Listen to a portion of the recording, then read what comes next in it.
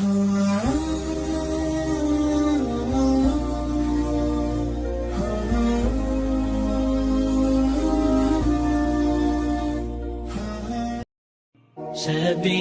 الدموع سبيل مريح تنهدى يا صاحي كي تستريح.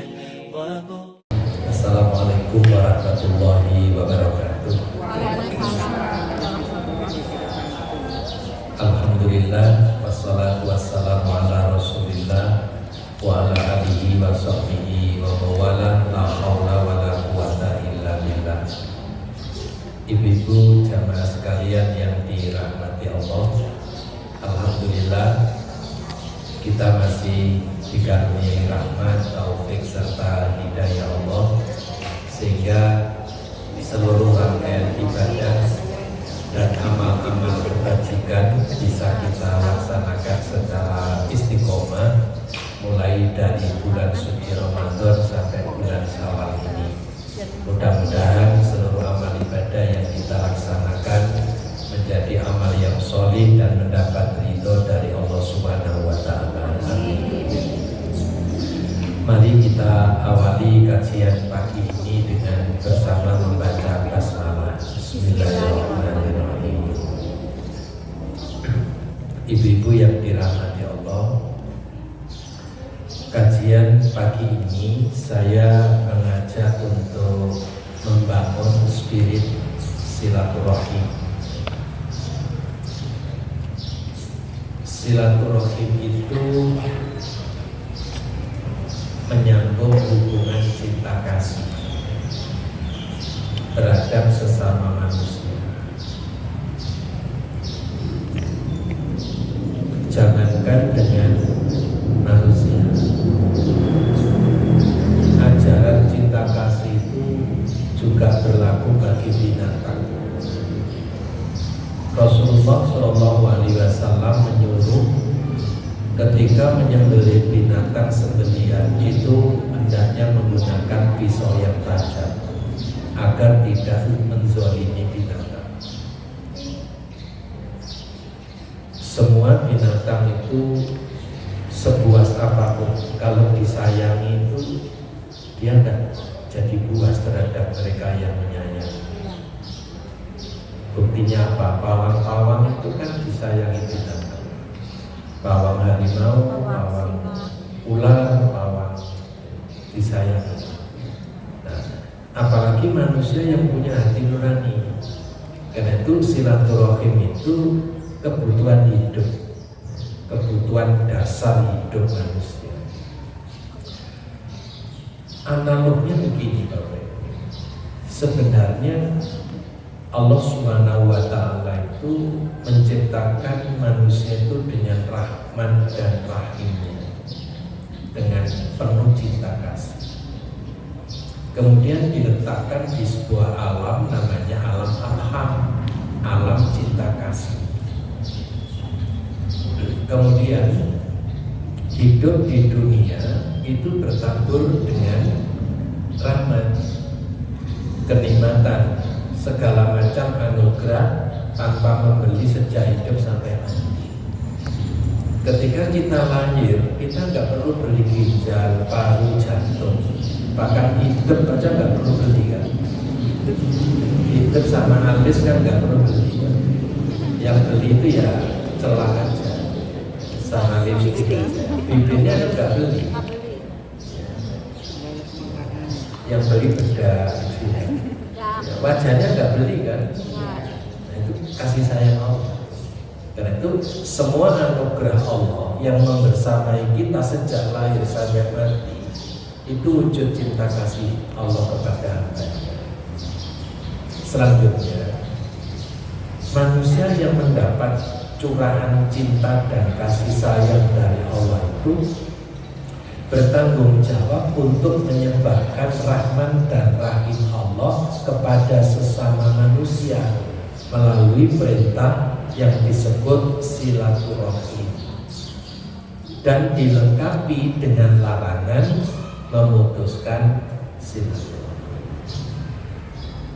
Ibu-ibu yang dirahmati Allah, Jika hidup saling memutuskan silaturahim, maka kebutuhan dasar manusia tidak terpenuhi, dan niscaya manusia akan dilanda ketimpangan dan penderitaan karena kebutuhan dasarnya tidak terpenuhi. Karena itu putus silaturahim melahirkan permusuhan. Orang punya musuh itu gak nyaman. Tapi kalau punya banyak saudara itu tenang, nyaman, damai. Manusia itu jangankan punya banyak musuh, punya satu musuh saja sudah ruwet ngurusi musuhnya. Tenaga, waktu, energi itu digunakan untuk ngurusi musuhnya. Tidak sibuk ngurusi saudaranya, tapi ngurusi musuh. Orang punya musuh itu jangankan ketemu, dengar suaranya saja perut mules. Karena nggak senang, suaranya tuh nggak senang, apalagi ketemu. Dan kalau simpangan gitu cenderung mencari jalan alternatif. Nggak mau simpangan tuh, cari jalan tikus. Akhirnya apa? Ketemu tikus. Daripada ketemu musuhnya, mending ketemu tikus. Akhirnya teman dengan tikus. Sulit sendiri orang punya musuh. Apalagi sampai membenci, apalagi sampai mendengki, apalagi sampai dendam. Itulah neraka di dunia yang sangat menyiksa, atau siksa neraka yang sudah dicicipi ketika hidup di dunia. Jadi tanpa sadar manusia itu menciptakan rokok sendiri di dunia. Bukunya Ibu Hadijah Salim itu sekarang direvisi agak bagus ya. Dulu masih bentuknya buku kecil gitu ya, neraka rumah tangga. Jadi rumah tangga yang kacau balau, yang suami maksiat, istri juga maksiat, suami durhaka, istri juga durhaka. Itu menciptakan neraka dalam rumah tangga. Dan itu diangkat dari kasus nyata. Kasus nyata. Sekarang dirubah jadi bagus. Jadi manusia itu kalau selalu dirundung konflik, itu sama dengan menciptakan neraka di dunia. Karena itu Allah Subhanahu wa Ta'ala menyuruh kita, kalau kita sudah Rabbana atina fid dunya hasanah, ya hasanah itu harus diwujudkan, jangan dikotori oleh putusnya silaturahim. Karena itu silaturahim ini harus dibangun dengan semangat atau spirit agar hidup ini penuh dengan cinta, dan ada rambu-rambu yang patut kita waspadai. Orang itu kalau melihat dengan kacamata benci, itu tidak pernah bisa melihat kebaikan orang yang dibenci. Dan orang itu kalau bisa melihat dengan kacamata cinta, tidak bisa melihat kekurangan orang yang dicintai. Karena apa yang nampak itu baiknya.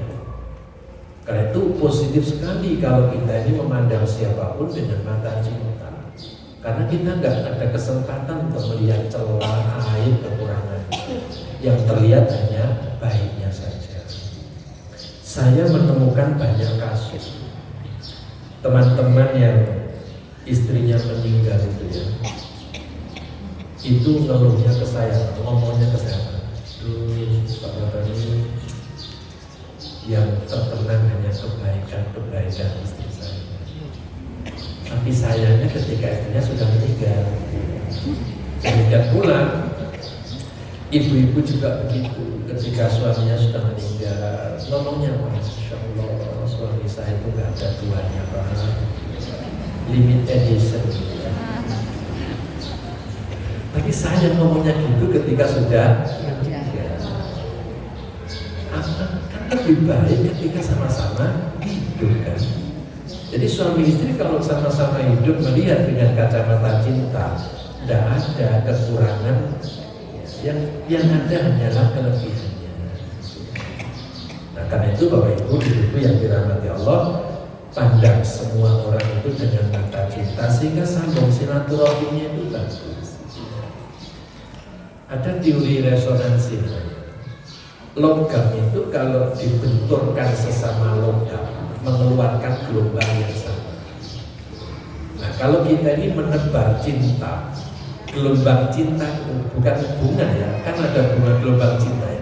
Jadi kalau kita ini menebar cinta, gelombang cinta ini nyambung dengan orang yang menebar cinta pula. Jadi sebelum ada bunga gelombang cinta itu sebenarnya cinta itu sudah bergelombang. Karena seperti teori resonansi ya, jadi frekuensinya itu sama. Kalau frekuensi cinta kita ini 100%, semua orang yang nyambung dengan kita ini ya cintanya 100%. Itu tidak bisa diingkari, itu sunatullah dalam teori resonansi. Nah itu kalau kita selalu sambung cinta kasih, silaturahim, semua orang juga akan. Karena itu Allah Subhanahu wa Ta'ala sudah memerintahkan dalam surat Ar-Ra'd ayat 21. Walladzina yasiluna ma amarallahu bi ayyusala. Dan orang-orang yang menghubungkan apa yang diperintahkan Allah agar dihubungkan. Ini perintah silaturahim. Jenis silaturahim padat sekali dalam surat An-Nisa ayat 36. Padat sekali. Yang saya kasih warna merah itu wilayah silaturahim. Ayat ini yang wa'budullah wa la tusyriku bi syai'a, hablum minallahnya cuma dikit kok. Perintah beribadah dan larangan menyekutukan Allah, hanya itu. Selebihnya apa? Allah perintahkan untuk silaturahim. Wa bil walidaini ihsana wa bidzil qurba, ya ihsana. Wal yatama yo ihsana gitu loh. Wal masakini yo ihsana. Ini saya tambahin sendiri karena memang atofnya itu ihsana gitu. Sambungnya itu kepada ihsana. Wal jaridil qurba wal jaril junubi waswahibi bil jambi wa benis sabil wa ma malakat aymanukum, semuanya harus ihsana. Nah, kemudian Allah Subhanahu wa Ta'ala menutup innallaha la yuhibbu man kana mukhtalan fakhura. Sesungguhnya Allah tidak menyukai orang-orang yang sombong dan membanggakan diri. Mengapa? Karena sombong dan membanggakan diri itu alat yang paling tajam dalam memutuskan tali silaturahim. Ibu ada nggak itu yang senang dengan orang sombong? Ibu senang nggak lihat orang yang suka membanggakan diri, banggakan keturunannya, hartanya, peranannya, sampai membanggakan diri dalam amal solehnya? Nggak senang. Ya. Manusia itu nggak senang, apalagi Allah. Nah, karena itu ini silaturahim wilayahnya sangat luas. Kemudian Rasulullah SAW sebelum beliau bersabda man sarahu ayyunsatalahu fi rizqihi wa ayyunsa'alahu fi asari falyasil rahimahu, beliau ngajak dialog. Jadi kalau Al-Quran maupun hadis itu ada nada dialog, itu kita harus memperhatikan sesama. Karena Allah dan Rasul melibatkan konsentrasi tingkat tinggi. Orang itu kalau mau diterangkan, ditanya dulu, itu untuk menarik perhatian. Misalnya, saya tanya, ibu tahu tadi ada kecelakaan dahsyat? Ibu kan nggak tahu, tapi kenapa saya nanya? Ibu tahu, wong ibu nggak tahu. Itu artinya saya mau menerangkan satu peristiwa yang sangat penting, sehingga saya awali dengan duduk rasa. Saya awali dengan menarik perhatian, konsentrasi Bapak Ibu 100%. Waduh Bu, tadi itu ada kecelakaan, kepalanya bocor, otaknya keleleran. Itu kan ngeri sekali kan. Nah, saya mau menerangkan. Kalau Rasulullah mengawali sabdanya dengan satu pertanyaan, dan Allah pun juga demikian menandakan Allah akan menerangkan persoalan yang penting. Rasul juga begitu. Maukah kalian aku tunjukkan amal yang lebih besar pahalanya daripada sholat dan puasa? Nah, sahabat menjawab, tentu ya Rasulullah. Kemudian beliau menjelaskan, satu, engkau damaikan orang yang bertengkar. Ini silaturahim, nilainya sama dengan lebih tinggi daripada sholat dan puasa. Yang kedua, menyambungkan persaudaraan yang terputus. Yang ketiga, mempertemukan kembali saudara-saudara yang terpisah, menjembatani berbagai kelompok dalam Islam yang sedang konflik. Jangan malah dikompori. Jadi kalau ada firqah-firqah dalam Islam itu jangan malah dipertajam, tapi harus dijembatani. Nah, Rasul menyatakan dan mengukuhkan tali persaudaraan di antara mereka adalah amal soleh yang besar pahalanya. Baru beliau menerangkan, barang siapa yang senang dilapangkan rezekinya dan dipanjangkan umurnya, falyasil rahimah, maka hendaklah menyambung silaturahmi. Jadi Rasul mau menyampaikan itu, tapi diawali dengan suatu pertanyaan yang kemudian beliau memerinci. Nah, oleh karena itu ibu-ibu yang dirahmati Allah, berdasarkan Al-Quran dan hadis ini, silaturahmi itu betul-betul kebutuhan dasar kita. Ambil contoh ya, mengapa Rasulullah kok mengajarkan silaturahmi dikaitkan dengan yang sangat diinginkan oleh manusia? Manusia itu kan selalu ingin dua ini, termasuk ibu kan, ingin panjang umur yang barokah dan manfaat, ingin banyak rezeki yang halalan thayyibah. Setua apapun orang itu selalu ingin umurnya panjang, manfaat dan barokah. Orang sudah kaya ruwaya, itu mesti doanya warizqan wasi'a wa halalan thayyibah. Ya Allah, anugerahkanlah kepada kami rezeki yang luas dan barokah dan halal. Walaupun sudah kaya raya Bu, rumahnya di Araya, di tepi jalan raya, di Malang Raya, jadi rumahnya luas. Ya, rumahnya sudah banyak, mobilnya juga banyak, istrinya juga masih rizqan wasi'a wa halalan thayyibah.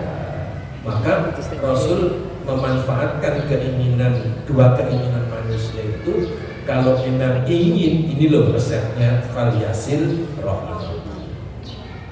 Ada riwayat yang spektakuler. Oh belum, ini benih silaturahim, benih silaturahim. Jadi tadi sudah saya sedikit sampaikan, kita ini diciptakan oleh Allah berbasis Rahman dan Rahim. Sebelum ke muka bumi, transit kita di alam namanya alam arham, rahim ibu, surat Luqman 14. Maka begitu kita terlahir, manusia itu harus memiliki sifat rububiyahnya Allah, yaitu menyebarkan ajaran cinta dan kasih sayang kepada sesama manusia. Ini benihnya. Karena itu Rasulullah SAW berikhtiar untuk agar benih ini congkolnya itu subur. Jadi agar benih ini betul-betul berkembang pesat. Karena itu Rasul SAW memberi motivasi sittatu asya tazidu fil umuri. Ada 6 amalan yang dapat memanjangkan umur. Apa itu? As-sodaqatu, yaitu sodaqah. Ad-doa, berdoa dan saling doa mendoakan. Yang ketiga, wasilaturrahim, nyambung di sini, masuk di antara 6 itu, menyambung hubungan cinta kasih. Yang keempat, at-ta'atul walidain, berbakti kepada kedua orang tua. Yang kelima, qiyamul lail, sholat malam. Dan yang keenam, wal istighfaru qoblal fajri, yaitu beristighfar sebelum terbit fajar. Itu 6 amalan ini ketika Ramadan subur sekali. Ibu sudah mengamalkan 6 amalan ini. Waktu Ramadan tiba, semangat sedekah itu kan luar biasa. Tidak ada masjid yang sepi dari takjil dan berbuka. Semua masjid, wah, banjir kiriman takjil dan berbuka. Bahkan ada yang membagi di jalan-jalan takjil itu ya.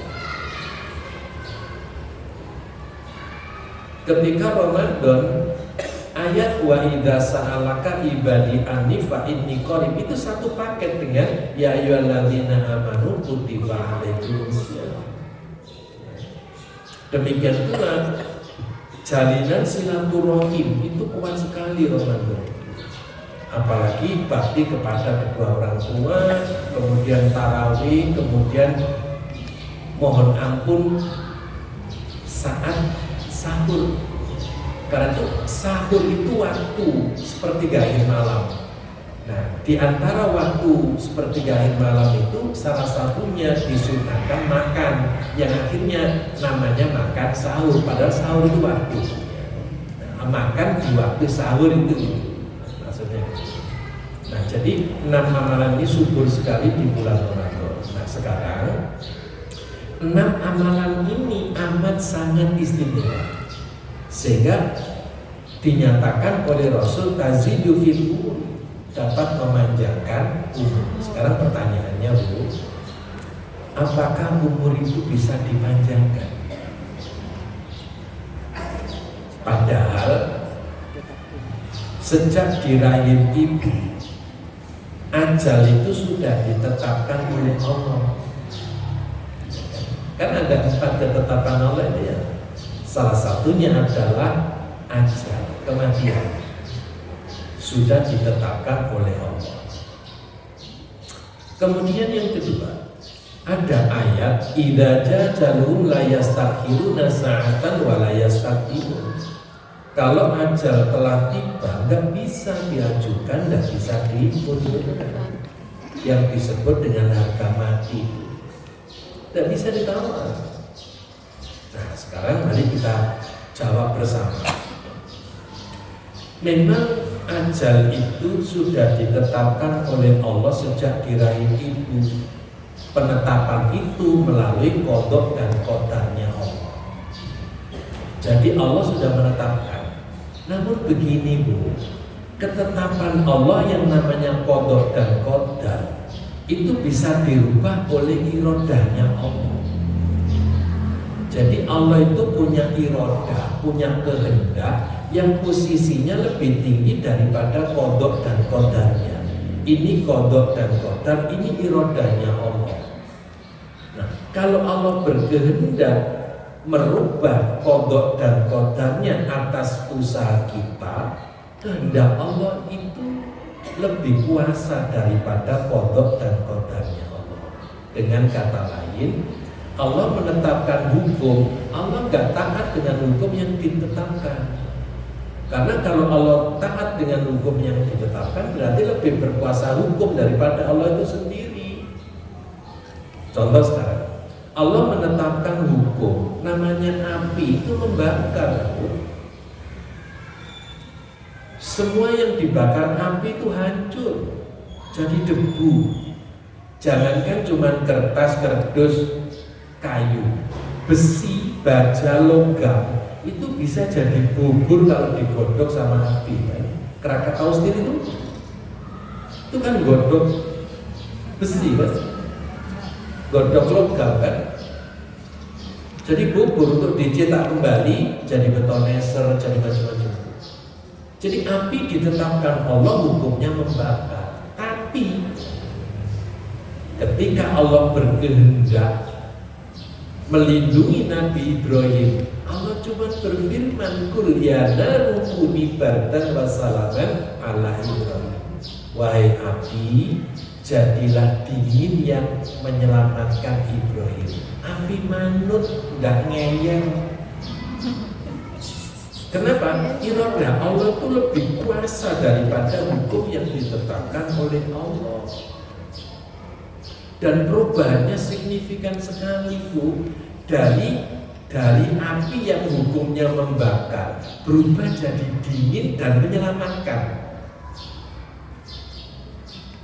Wassalaman ala Ibrahim cuma 2 kata dalam Al-Quran menyebabkan seorang ilmuwan Amerika masuk Islam.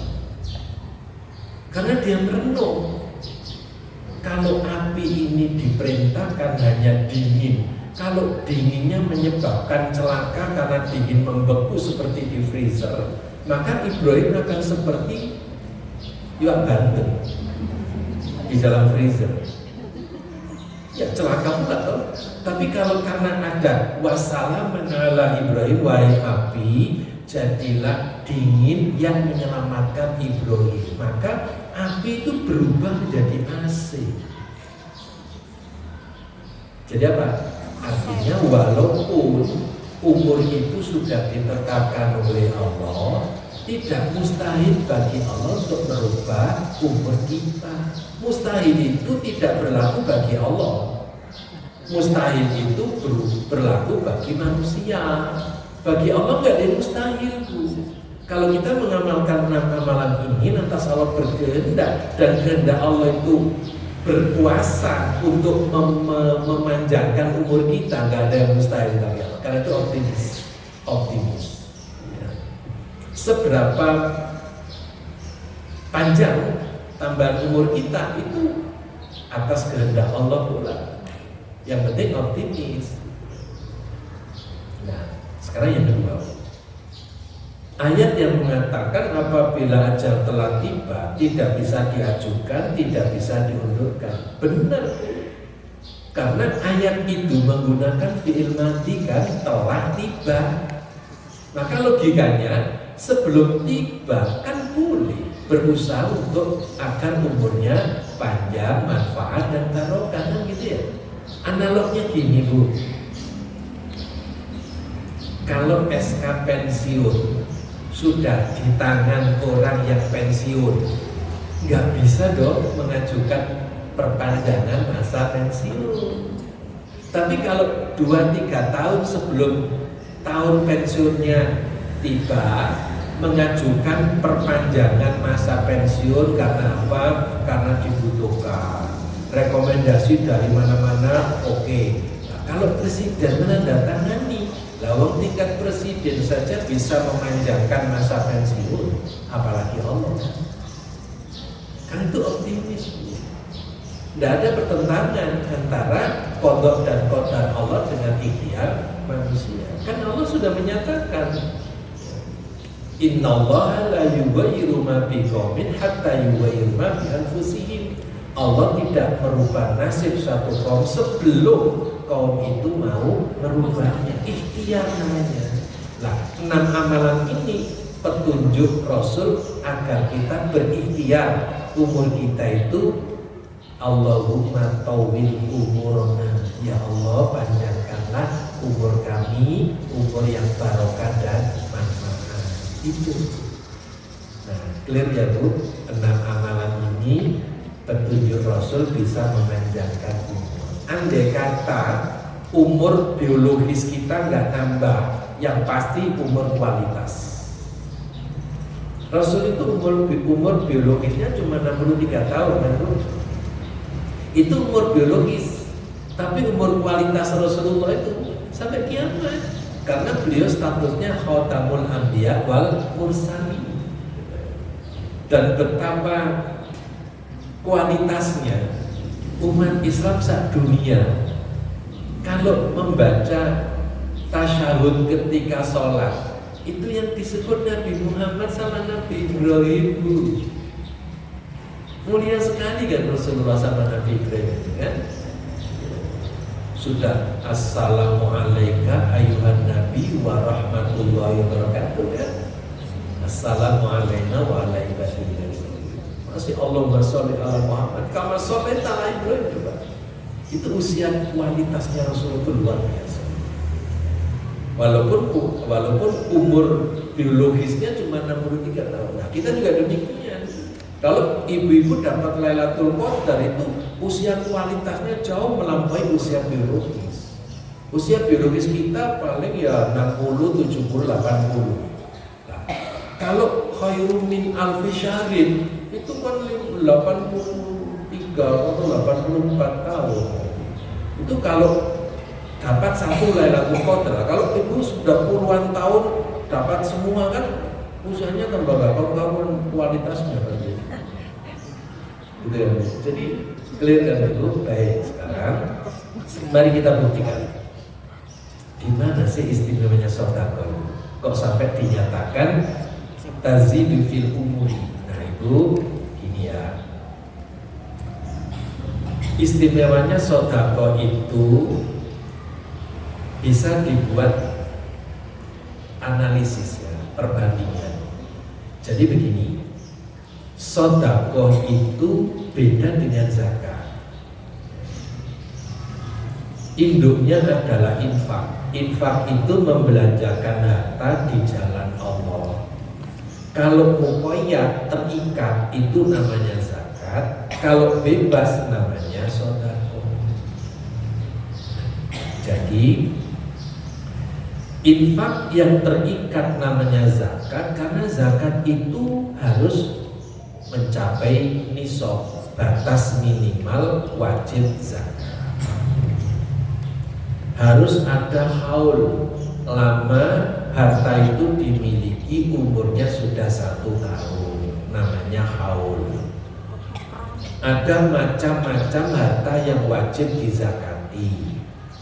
Ada prosentase mulai dari 2,5%, 5%, 10% sampai 20%.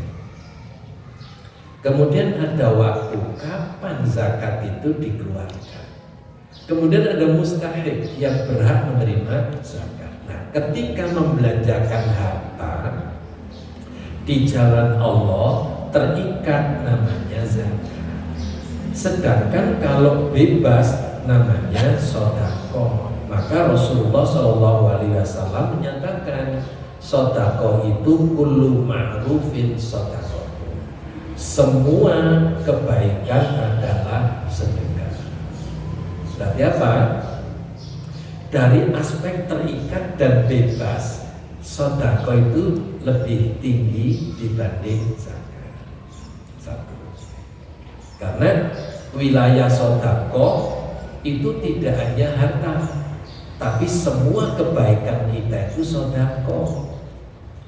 Kita memberi nasihat itu sedekah kita. Kita menebar senyum, salam, sapa. Sampai Rasulullah menyatakan watabassamuka fi wajhi akhika sedekah.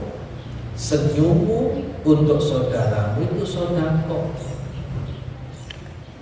Senyum itu artinya menggerakkan bibir dengan wajah sumringah. Ya kan? Menggerakkan bibir itu enggak mengeluarkan banyak energi, itu cuman senyum. Enggak banyak energi itu. Tapi hasilnya masuk kategori sedekah. Beda dengan mencep. Mencep itu menggerakkan bibir juga loh. Hanya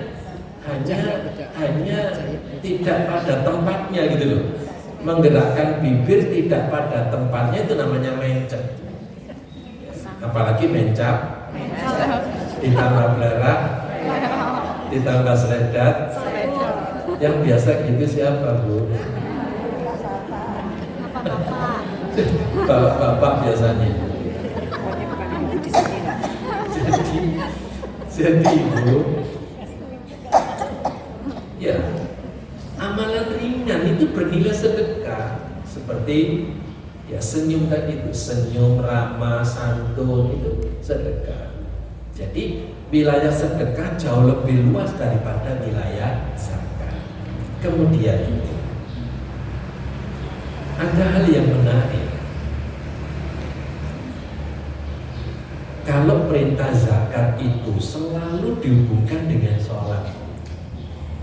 Jadi setiap ibu baca Quran, aqimis sholat, lanjutannya mesti wa atu zakat, kan gitu. Namun ketika Allah perintahkan infak dan sedekah, satu, selalu dihubungkan dengan kematian. Yang kedua, selalu dihubungkan dengan hari kiamat. Menarik kan? Jadi kalau Allah Subhanahu wa taala menyuruh kita zakat, itu selalu diawali dengan aqimis shalah wa atuz zakat. Karena memang rukun Islam itu setelah sholat ya zakat. Nah, sholat dan zakat ini bukti syahadat seseorang, bukti hablum minallahnya yaitu sholat, bukti syahadat seseorang hablum minannasnya adalah mengeluarkan zakat. Tapi ketika Allah perintahkan untuk berinfak dan bersedekah, dihubungkan dengan kematian dan hari kiamat. Ini saya buatkan tabel. Mungkin di makalah tidak seperti ini ya. Tidak seperti ini ya. Oh sudah ya, alhamdulillah. Oke. Baik, saya terangkan begini. Di dalam surat Al-Munafikun ayat 10, wa anfiqu mimma razaqnakum min qabli ayati ahadakumul maut fayaqula rabbi laula akhartani ila ajalin qarib fa asaddaqa wa aqum minas sholihin. Dan belanjakanlah sebagian dari apa yang telah kami berikan kepadamu sebelum datang kematian kepada salah seorang di antara kamu. Lalu ia berkata, ya Allah, mengapa engkau tidak menangguhkan kematianku sampai waktu yang dekat, yang menyebabkan aku dapat bersedekah dan aku termasuk orang-orang yang soleh. Mengapa Allah perintahkan infak dan sedekah dikaitkan dengan kematian? Itu satu. Ayat ini perintah yang bersifat final. Kenapa? Sesudah mati Allah nggak akan memerintahkan infak dan sedekah lagi. Betul?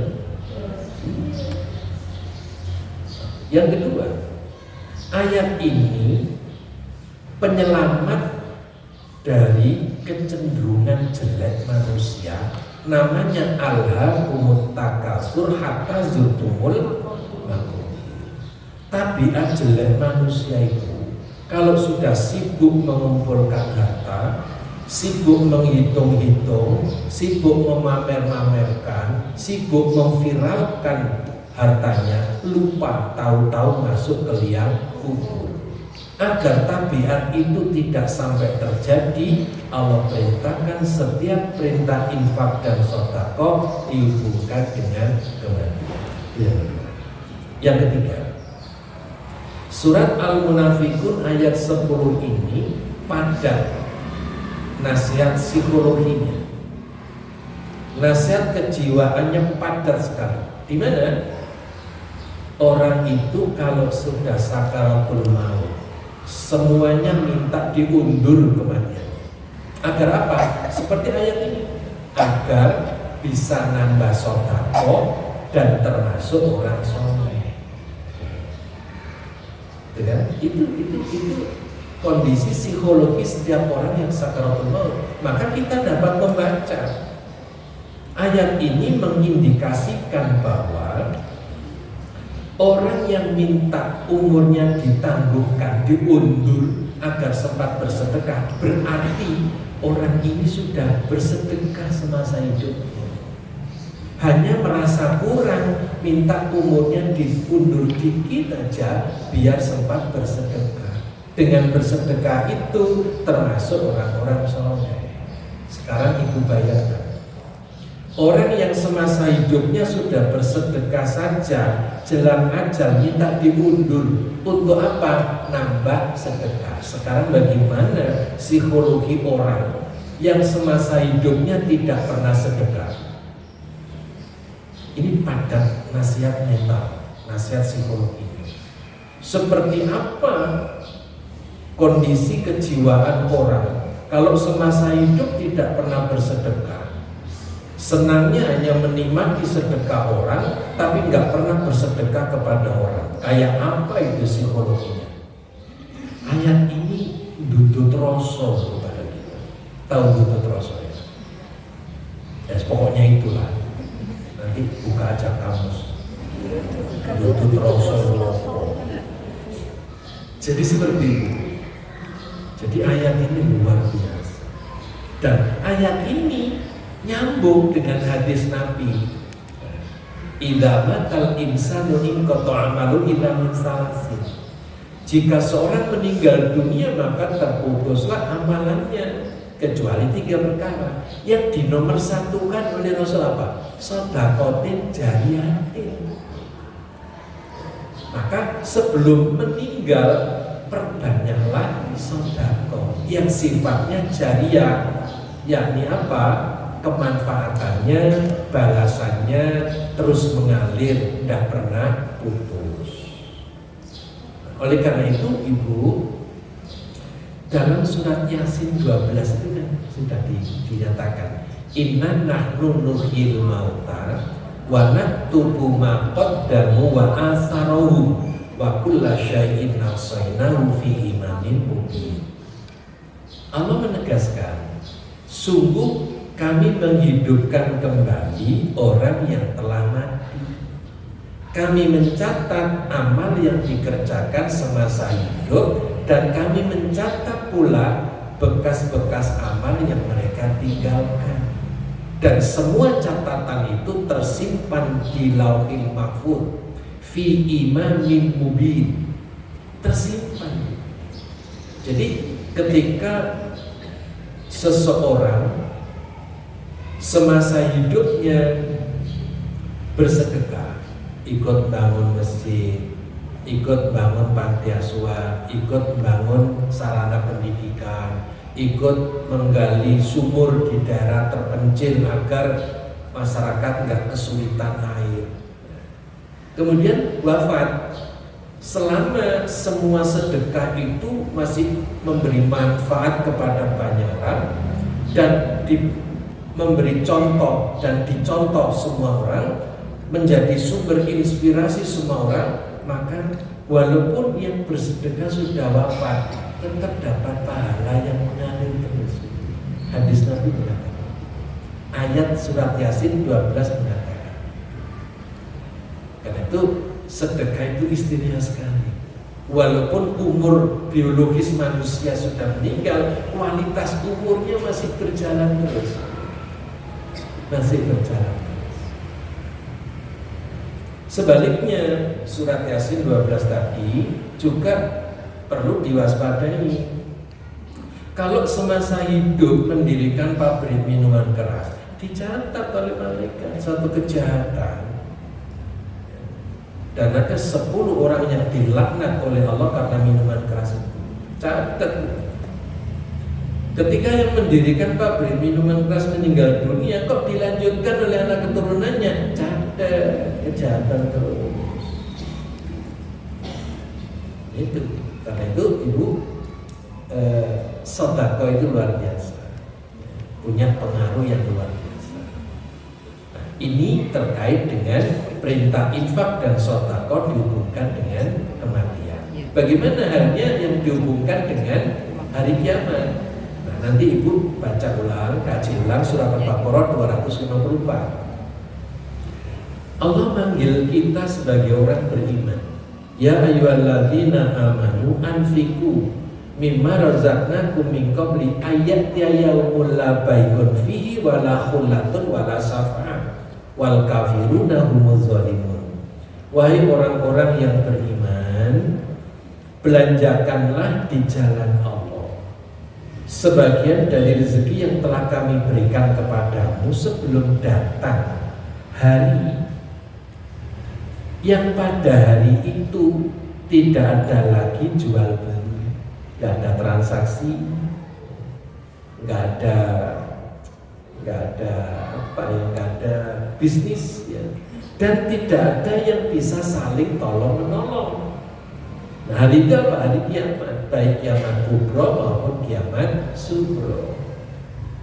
Maka partner hadisnya saya kutipkan hadis yang diriwayatkan oleh Ahmad, Bukhari dan Muslim dari sahabat Adi Abi Yatim, ya, ittaqunna walau bisyikki tamratin fa illam tajidu bi kalimatin thayyibatin. Lindungi, amankan dirimu dari api neraka walaupun dengan sedekah separuh daging kurma, bukan biji. Kalau separuh biji kurma ini bijinya lah. Separuh daging kurma. Kalau separuh biji kurma nanti bijinya dibelah, karena dipangan. Separuh daging kurma, walau bisyikki tamratin. Separuh biji kurma aja sudah bisa melindungi seseorang dari api neraka, apalagi 1 kilo, apalagi 1 kintal, apalagi 1 ton, apalagi 1 truk gitu. Saudara, jika tidak mungkin, bersedekahlah dengan bikalimatin thayyibatin. Bersedekah dengan kalimat yang baik, ucapan yang baik itu sedekah. Ya. Jadi senyum sedekah, ucapan yang baik sedekah. Andai kata separuh biji kurma saja nggak punya, maka masih ada peluang yang besar untuk meraih itu, yaitu sedekah. Karena itu rajin-rajinlah bersedekah. Dan sedekah itu mengeluarkan yang sudah menjadi milik kita, sedangkan zakat mengeluarkan yang bukan milik kita. Jadi begini, orang yang mengeluarkan zakat itu mengeluarkan yang bukan haknya. Jadi ibu mendapat rezeki 1 juta, harus sadar yang milik ibu bersih itu 975.000. Yang 25.000 itu bukan hanya ibu, hanya fakir miskin. Karena itu zakat itu mengeluarkan yang bukan haknya, lantas diserahkan kepada yang berhak. Diserahkan, bukan diberikan. Karena zakat bukan pemberian orang kaya kepada orang miskin, bukan. Sekali lagi, zakat itu bukan pemberian orang kaya kepada orang miskin, tapi kewajiban orang kaya mengeluarkan yang bukan haknya, lantas diserahkan kepada yang berhak. Gitu. Beda dengan sedekah. Sedekah itu ibu keluarkan dari 975.000 dengan kelipatannya. Kalau 1 miliar ya itu, kalau 1 triliun ya itu. Gitu. Andai kata. Jadi ibu ngeluarin sedekah dari harta yang sudah bersih, nggak bercampur dengan hak orang. Nah, 975.000 itu ibu bisa cantumkan dalam lingkup sedekah kalau dibelanjakan di jalan Allah. Sandang, pangan, papan, kesehatan, pendidikan resmi, itu sedekah dan balasannya dunia akhirat. Tapi kalau 975.000 itu dibelanjakan untuk narkoba, untuk judi, untuk minuman keras, itu membelanjakan harta di jalan setan. Jadi ibu, salam saya ke bapak nanti. Rasulullah SAW itu bersabda, sebaik-baik sedekah adalah nafkah yang diberikan suami kepada istri untuk kebutuhan hidup, sandang, pangan, papan. Karena itu peluang bapak bersedekah itu tinggi sekali dan dinilai sebaik-baik sedekah, yaitu nafkah yang diberikan suami kepada istri. Maka semakin banyak bapak memberikan nafkah kepada ibu, itu sedekahnya semakin banyak. Karena itu pesan saya kepada bapak, Pak, jangan ada lagi duit lanang, lagi duit wedok. wis duit petuk kabeh ae. Kan ibu amanah kan mengelola harta ibu. Jadi gitu. Mestinya pengajian gini ngajak bapak biar klop. Tapi karena ini namanya sudah pengajian ibu-ibu ya, kecuali kalau bapak ibu. Jadi sedekah itu istimewa sekali. Karena itu pantas kalau sedekah itu bisa menyebabkan orang usianya panjang. Nah, ibu-ibu dengan 6 materi tadi, sittatu asya' tazidu fil umuri, saya baru bisa terangkan 1 poin. Kalau itu diterangkan sekali ya bisa, cuman nggak detail. Tapi saya kepinginnya ibu jelas, ada makalah, nanti makalah dibaca lagi di rumah. Saya ingatkan makalah itu makhluk yang paling sabar ya Bu. Dibaca ya mau, tidak dibaca juga mau. Ditaruh saja di laci ya dia mau, dibagi-bagikan juga mau. Karena itu kesabaran makalah ini harus kita manfaatkan. Sering-sering dibacalah biar memori kita ini semakin kuat. Kalau ada 6 amalan yang dapat membantukan. Sementara sampai di sini dulu. Doa dengan segala kaitannya dengan memanjangkan umur, insya Allah akan saya sampaikan pada pertemuan berikutnya. Tolong ini disimpan dulu dan makalahnya urut nanti sampai ke poin 6 ya. Monggo kalau ada yang mau dipertanyakan saya persilakan.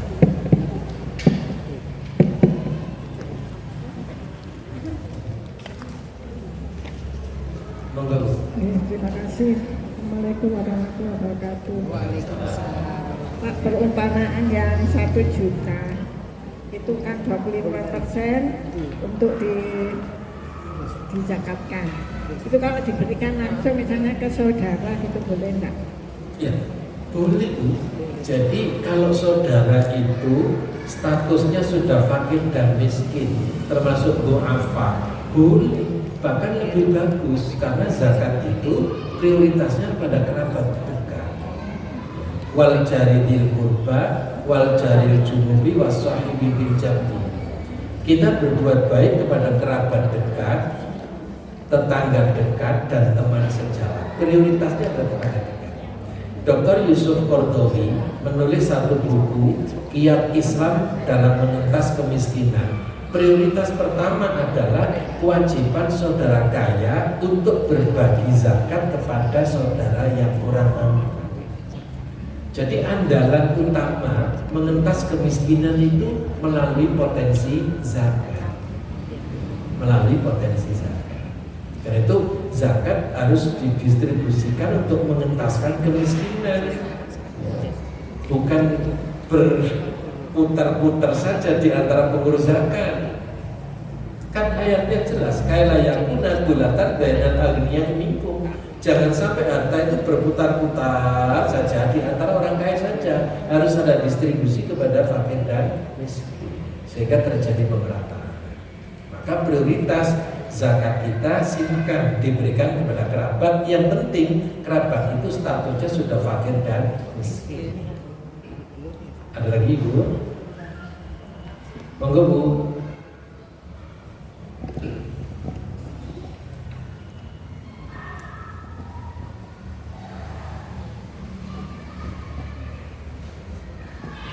Assalamualaikum warahmatullahi wabarakatuh. Waalaikumsalam. Saya akan bertanya tentang tadi sedekah dapat memperpanjang umur. Iya. Di sini saya kurang bisa mengambil poin kesimpulan dari sedekah memperpanjang umur. Tapi kalau saya mungkin bisa memprediksikan dari apa yang saya dengar tadi itu, dengan bersedekah itu berarti kita berbuat baik terhadap banyak orang. Dengan berbuat baik banyak orang ini maka Allah akan menurunkan rahmatnya, sehingga kemungkinan dengan doa kita maka kehendak Allah akan kita dapatkan sehingga umur kita bertambah panjang. Apakah benar prediksi apa yang saya pikirkan seperti itu? Intinya poin daripada kesimpulan daripada sedekah memperpanjang umur itu. Iya. Nggih. Jadi tadi sudah saya terangkan, sedekah itu kullu ma'rufin sedekah. Semua kebaikan itu sedekah. Nah, kalau kita berbuat baik, maka otomatis umur kita kan juga mengikuti kebaikan kita kan. Umur itu ada, wadah itu tergantung isinya.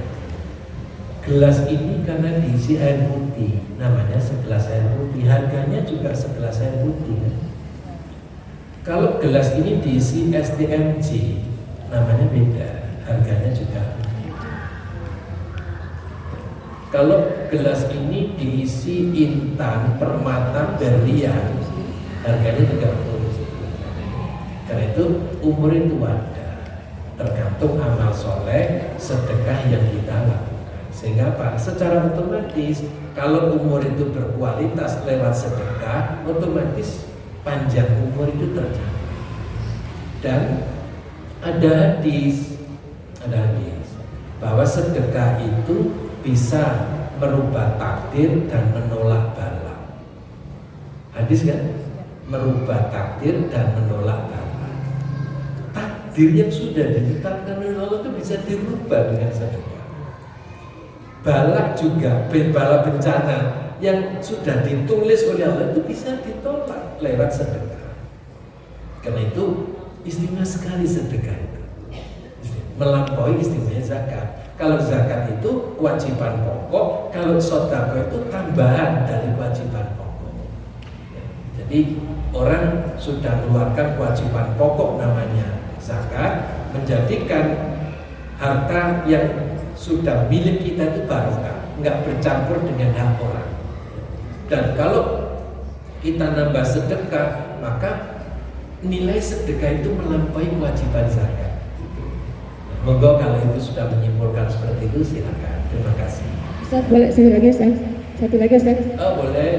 Dua lagi juga boleh. Boleh. Ustaz, ini kan saya punya teman, dia tuh baru meninggal oleh suaminya Ustaz.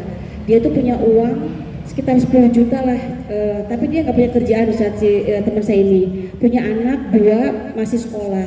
Nah dia tanya Ustaz, untuk kurban apa dia wajib, karena dia punya uang kan sekitar 10 juta gitu loh Ustaz yang di tabungan. Dia tanya apakah wajib kurban bagi dia gitu Ustaz. Baik, hadis Nabi itu mengatakan man wajada sa'atan falam yudhi falam yaqraban musallana. Barang siapa hari korban mampu berkorban tapi tidak berkorban, maka jangan dekati tempat sholat. Maka kata kuncinya mampu berkorban tapi tidak berkorban. Maka kalau tidak mampu, tidak ada kewajiban untuk berkorban.